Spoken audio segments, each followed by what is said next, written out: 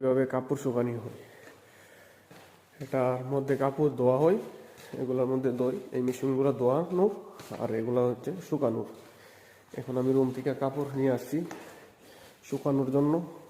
Italy তো প্রচুর ঠান্ডা, কাপড় শুকায় না। এখন আমি কাপড় মেশিনের ভিতরে দেব।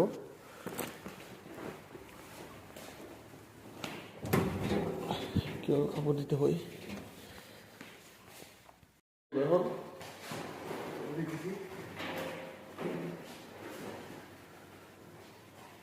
কাপড় দেওয়ার পরে এখন টাকা দেব।